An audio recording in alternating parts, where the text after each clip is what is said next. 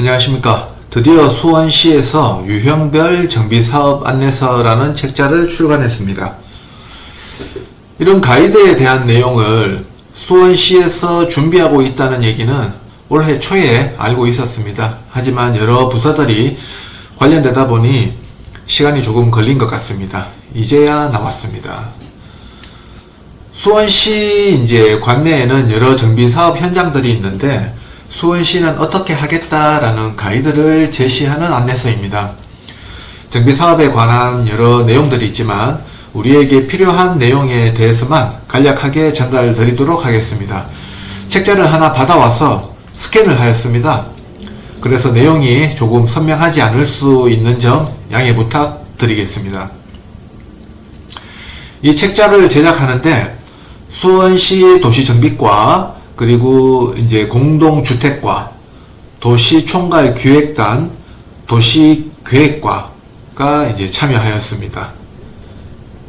그리고 순서를 먼저 보시면 크게 역세권 개발 가이드와 재개발 재건축 사업 가이드, 그리고 노후 공동주택 리모델링 가이드, 공업지역 정비사업 가이드라인이 있습니다.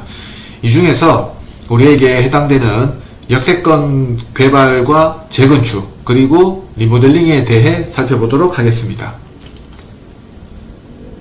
첫 번째, 역세권 개발 가이드라인입니다. 여기서 보시면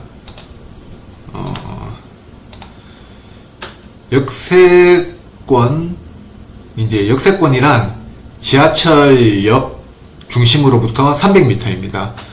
수원역과 수원시청역은 500m 이내에 해당되는 지역을 말한다. 역세권 반경이란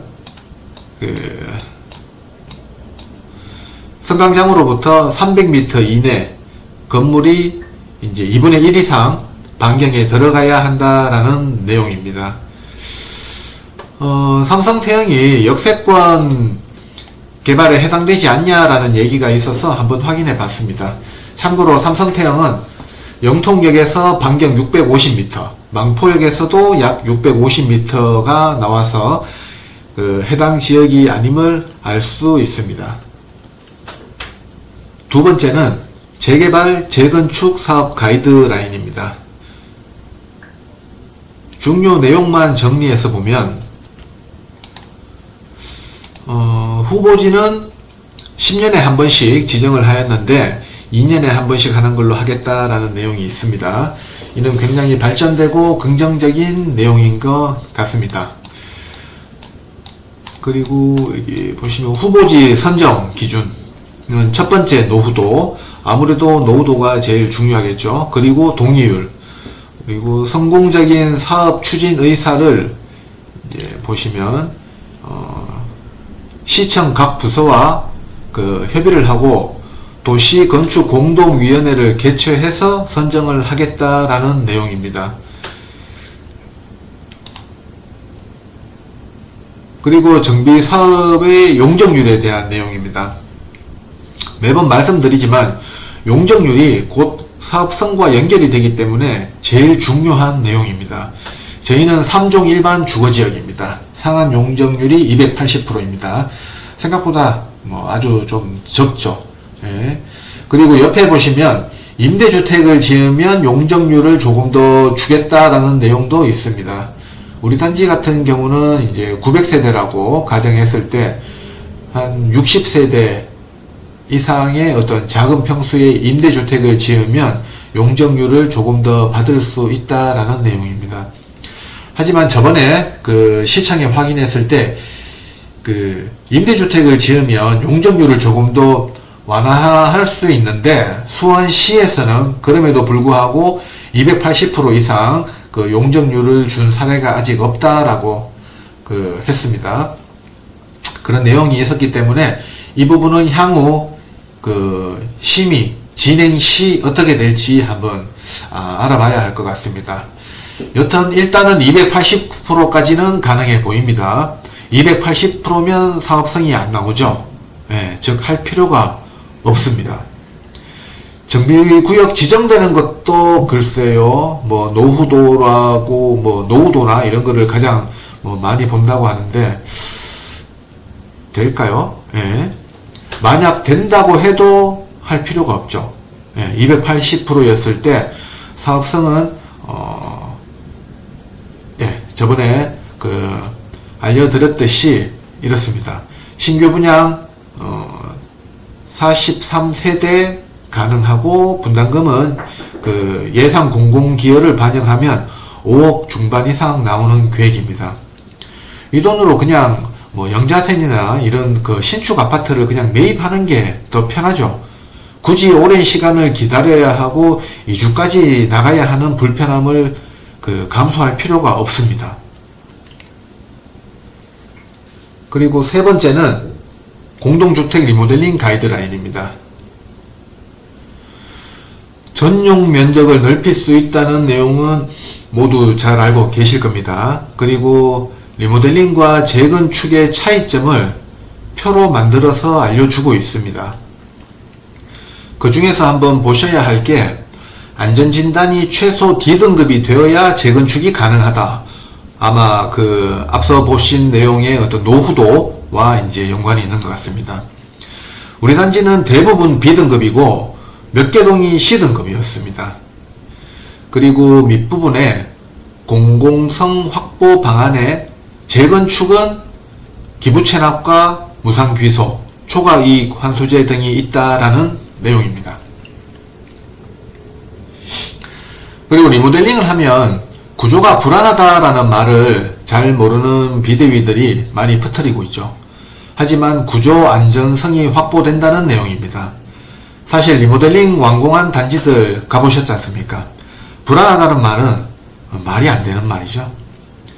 그리고 주거 기능 향상과 에너지 절감이 가능하다라는 내용입니다. 이건 당연한 내용이죠. 요즘 신축 아파트들은 주거 기능이 상상도 못할 정도로 편리합니다. 그냥 다른 세상이라고 생각하시면 됩니다. 특별한 사정이 아니면 뭐 신축 살다가 구축으로 돌아오기는 정말 힘듭니다. 그 편리함에 이미 익숙해지는 거죠.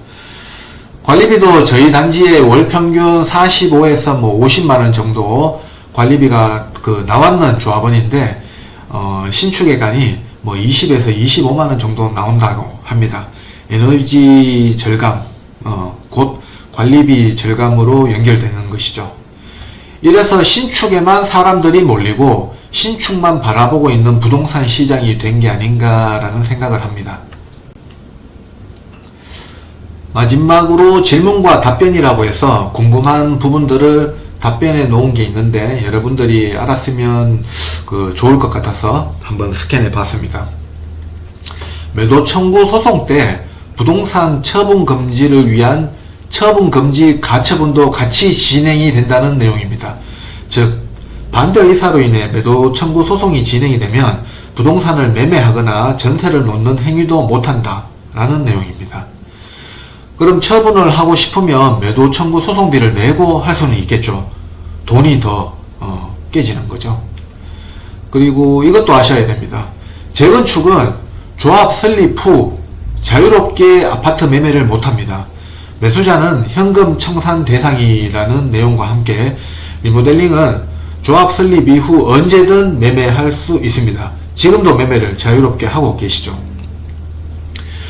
그리고 분담금에 대한 내용도 나와 있네요. 사업 진행 단계에 따라 달라지는데 초기 분담금, 추정 분담금, 그리고 뭐 확정 분담금, 그리고 마지막에 분담금 청산을 한다라는 내용입니다. 다 아시겠지만 분담금은 시간이 갈수록 오릅니다. 그래서 시간 싸움이라는 말이 있지 않습니까? 여러 단지들이 이런저런 이유로 시간만 끌다가 결국엔 스스로 빨리 하자라고 하는 게 재건축이고 리모델링입니다. 그런 사례들은 너무 많이 있지 않습니까? 서울, 분당, 광명 등등 천지에 널렸습니다. 그런 것들을 보고도 똑같이 따라할 필요는 없습니다. 그게 현명하다고 저 포함 동의서를 제출하신 조합원님들은 생각하고 계실 겁니다. 신축들만 가격이 오르고 있고 이미 그분들은 몇 억이라는 시세 차익을 누리는 등 우리와 자산이 점점 벌어지고 있다는 걸 아셔야 합니다. 그와 더불어 삶의 질이 다른 삶을 살고 있다는 사실도 아셔야 합니다. 이런 내용들을 확인하고 정리할 때 그럴 때마다 많이 속상합니다. 예.